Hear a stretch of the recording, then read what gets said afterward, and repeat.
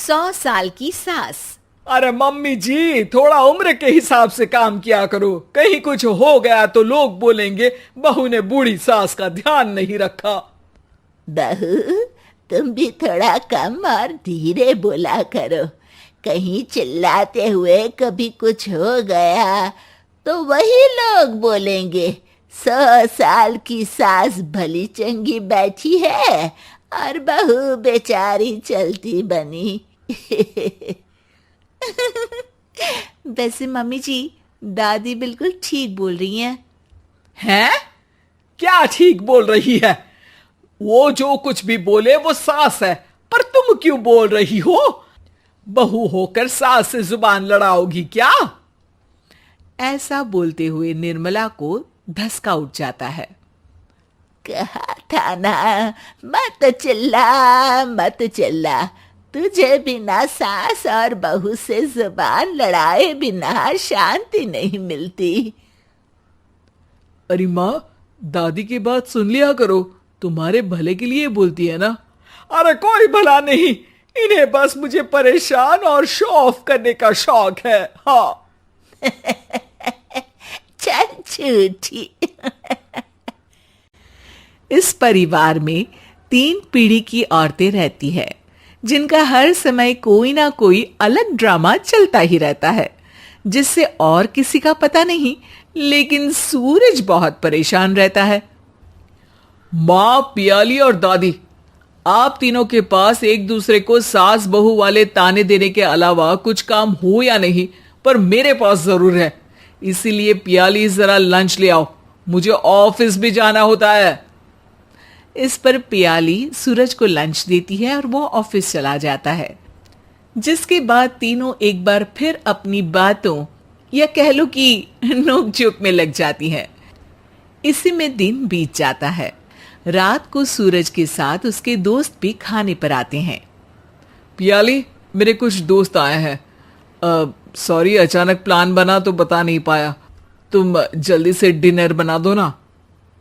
अरे वाह रे, आलसी माँ की आलसी बेटी। पहले बिना बताए दोस्तों को घर ले आओ, फिर बोलो जल्दी से डिनर बना दो। इतनी जल्दी है तो खुद बना लो। अरे माता, सब बाद में दिखा देना, अभी खाना बना दो ना प्लीज। ऐसा बोल के सूरज दोस्तों के पास जाकर बैठ जाता है और पियाली डिनर की टेंशन में अपनी सास के पास पहुंच जाती है, जो अपने कमरे में आराम कर रही होती है। मम्मी, सूरज अचानक दोस्तों को घर ले आए हैं, क्या करूं अब? कुछ ऐसा बताओ ना जो जल्दी बन जाए और सर्व करते हुए भी अच्छा लगे। अरे रेस्टोरेंट से मंगा ले, दोबारा परेशान मत करना, सोने दे मुझे। इतने में दादी सास भी वहां आ जाती हैं। वाह, आलसी का आइडिया भी उसी की तरह बेकार है। कोरोना में बाहर से खाना मंगाएंगे। बहू, तुम सो ही जाओ, वही काम अच्छे से कर सकती हो। चल पियाली, मैं बताती हूँ क्या करना है।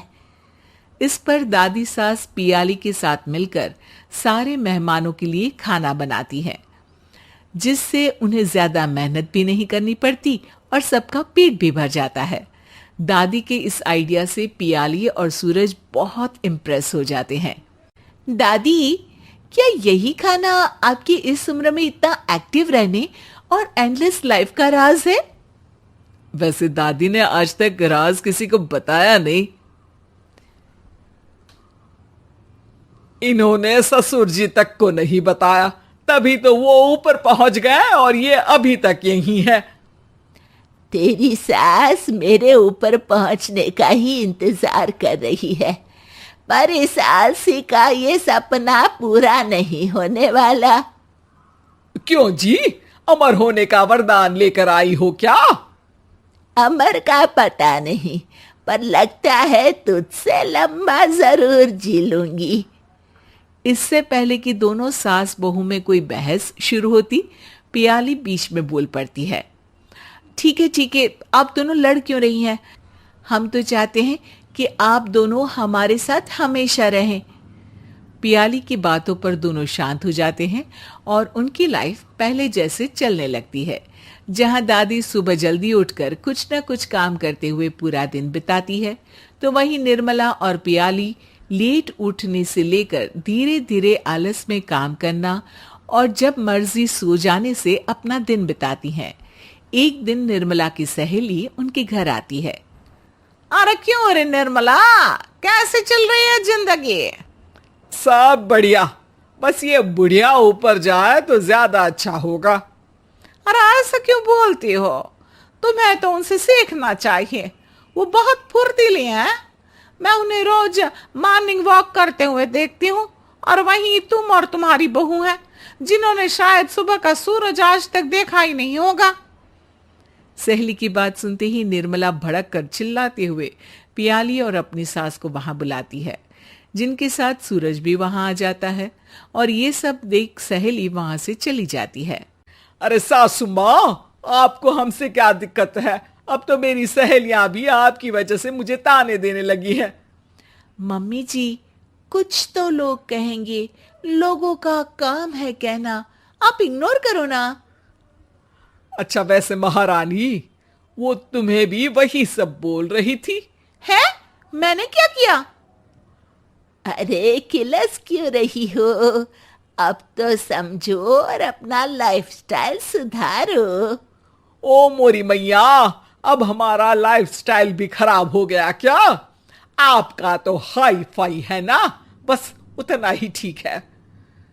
तुम लोग हमेशा पूछते हो ना कि मेरी इस उम्र और अभी भी इतने एक्टिव रहने का राज क्या है, तो वो ये लाइफ स्टाइल ही है जिसे हाई फाई नहीं पर सिंपल कहते हैं। दादी, अब कहना क्या चाहती हो? यही कि मैंने अपनी जिंदगी में बहुत किताबें पढ़ी हैं, जिनमें एक किताब से मुझे ये समझ में आया कि हम कितने गलत तरीके से जिंदगी जीते हैं।